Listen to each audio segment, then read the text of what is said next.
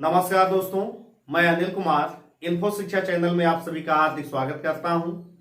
दोस्तों, आज से अपने लेक्चर में हम डिस्कस करेंगे दर्पण सूत्र तथा आवर्धन, mirror formula and magnification. High school का ये इंपॉर्टेंट फिजिक्स का सूत्र है। इसको हम समझेंगे, चूंकि बिना इसको जाने हुए हम फिजिक्स के जो न्यूमेरिकल प्रॉब्लम्स है, क्वेश्चंस हैं, उनको हम हल नहीं कर सकते हैं। और इसको समझना है कि कब v का मान प्लस होगा, कब u का मान प्लस होगा, माइनस होगा, और कब f जो है f प्लस होगा और रेडियस ऑफ कर्वेचर क्या होगा। इसका साइन हम समझेंगे कि किस तरीके से साइन का निर्धारण किया जाएगा। तो दोस्तों, यदि आप हमारे चैनल को सब्सक्राइब नहीं किए हैं तो चैनल को सब्सक्राइब करके बेल के आइकन पर क्लिक कर दीजिए, जिससे जो भी वीडियो अपलोड करें उसका अपडेट आपको तुरंत मिलता रहे। तो दोस्तों, पिछले लेक्चर में हम डिस्कस कर चुके हैं इमेज फॉर्मेशन और usages of concave and convex mirror. इसकी चर्चा हम कर चुके हैं और एक एक करके हम लाइट चैप्टर को बेहतरीन तरीके से कॉन्सेप्चुअल क्लैरिटी के साथ हम खत्म कर रहे हैं। आप इन्फो शिक्षा क्लासेस यूट्यूब चैनल के प्लेलिस्ट में जाके फिजिक्स पार्ट को हाई स्कूल का देख सकते हैं। तो आइए चर्चा हम करते हैं। सबसे पहले कि मिरर फार्मूला दिया क्या गया है, 1/v plus 1/v plus 1/u is equal to 1/f। अब यहां v क्या है इसको जानते हैं। ये प्रतिबिंब की दूरी है, प्रतिबिंब की दूरी कहां से, ध्रुव से। और u क्या दिया गया है, वस्तु की दूरी ध्रुव से, या आप ऐसा लिख सकते हैं, ध्रुव से वस्तु की दूरी और ध्रुव से प्रतिबिंब की दूरी। इंग्लिश में इसको क्या लिखा जाएगा, distance of image from pole. ये v और u क्या हो जाएगा, डिस्टेंस ऑफ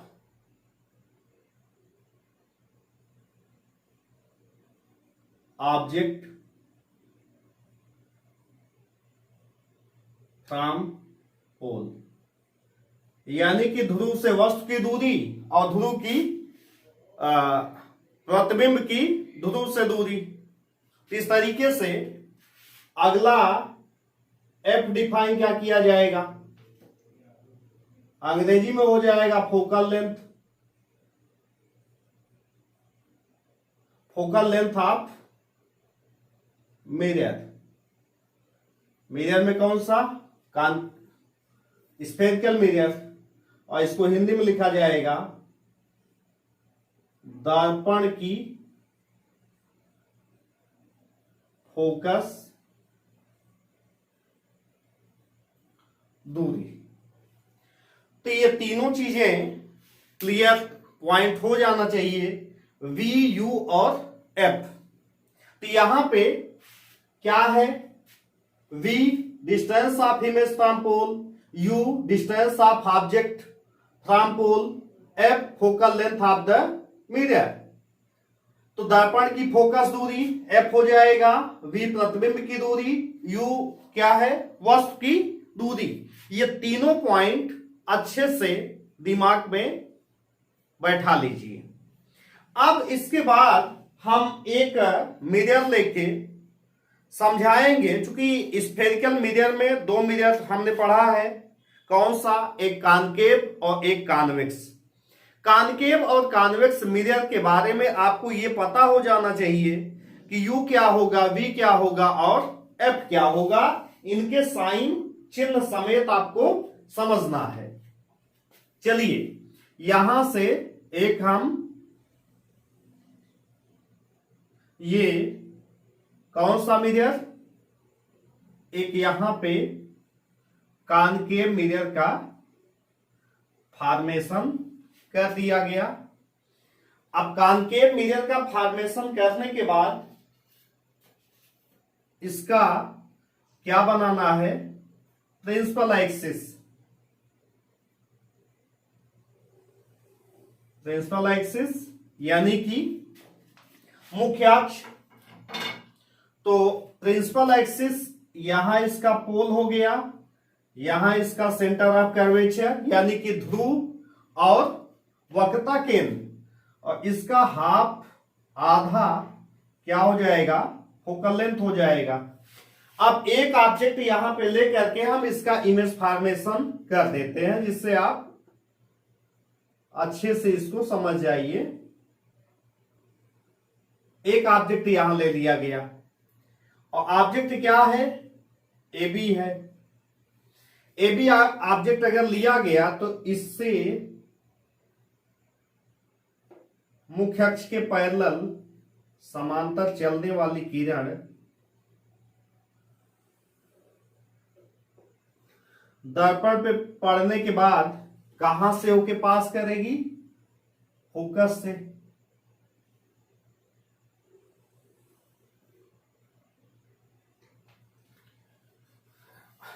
अब सेकंड किरण कहां से पास कराई जाए, इसके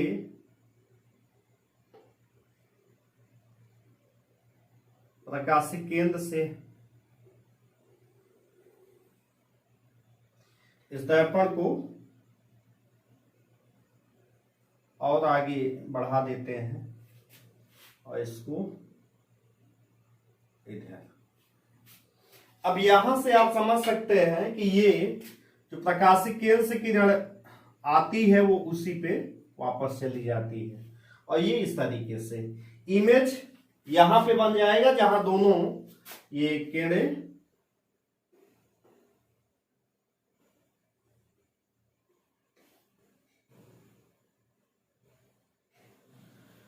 अब इसी का साइन निर्धारण करना है कि किस तरीके से साइन निर्धारण होगा। देखिए ये वस्तु है और ये क्या है, ए डैश बी डैश इमेज है।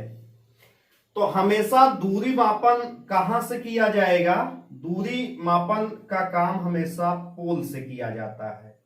तो पोल पे यहां पे आप देख लीजिए, और किस तरीके से, जैसा कोऑर्डिनेट ज्योमेट्री में पहले के लेक्चर में हम ये डिस्कस कर चुके हैं कि हमेशा जिस तरीके से यहां एक्स डैश वाई डैश, इधर ये प्लस इधर माइनस, ये इधर प्लस इधर माइनस, इसी तरीके से क्या करना है, ये अब यहां पे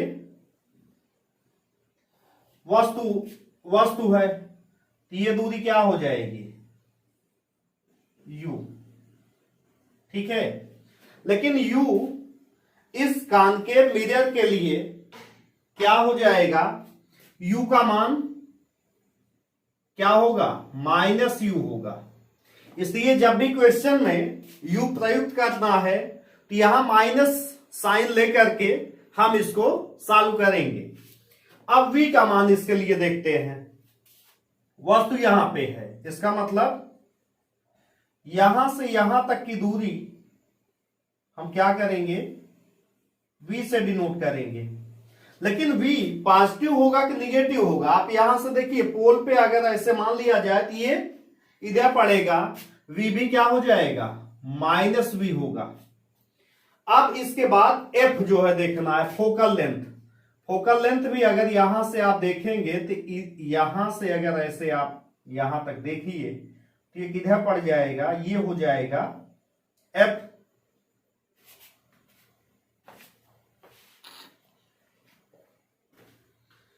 चलिए इसको ऊपर दिखा देते हैं, यहां पे यहां पे देख लेते हैं इस पे। तो फोकल लेंथ कहां पे, यहां तक, और ये यहां से यहां तक की दूरी क्या हो जाएगी, एफ। और आप यहां पे देखेंगे तो एफ क्या होगा, माइनस एफ होगा। तो एक चीज कंफर्म कर लीजिए कि कॉनकेव मिरर के लिए फोकल लेंथ और यू क्या हो जाएगा, सदैव ये दोनों क्या रहेंगे, निगेटिव साइन,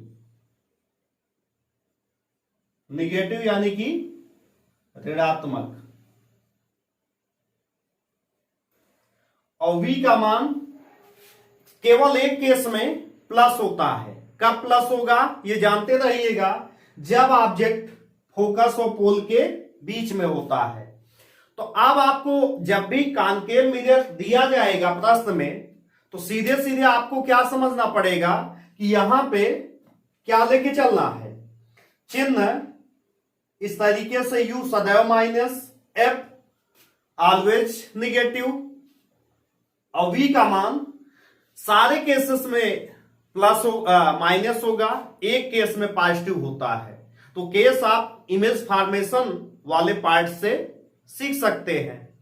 अब आइए इसी पे चिन्ह का ऑब्जर्वेशन एक दूसरे कॉन्वेक्स मिरर में भी यही चीज समझते हैं। तो जब भी आप क्वेश्चन हल करेंगे तो ये चीजें आपको बेहतर तरीके से पता होनी चाहिए। दोस्तों, यदि आपको ये लेक्चर पसंद आ रहा है तो आप वीडियो को लाइक कीजिए और अपनी समस्याओं को कमेंट कीजिए और वीडियो को ज्यादा से ज्यादा शेयर कीजिए। और हाँ, मैथमेटिक्स हाई स्कूल का और फिजिक्स सीखने के लिए आप इन्फो शिक्षा चैनल के प्लेलिस्ट में जाके सीख सकते हैं। ठीक है, तो आइए यहां पे अब एक और चर्चा कर लेते हैं। कौन से मिरर के लिए, कॉन्वेक्स मिरर के लिए। तो कॉन्वेक्स मिरर के लिए भी हमको ये समझना पड़ेगा कौन कौन सा पार्ट, V, U और F। चलिए एक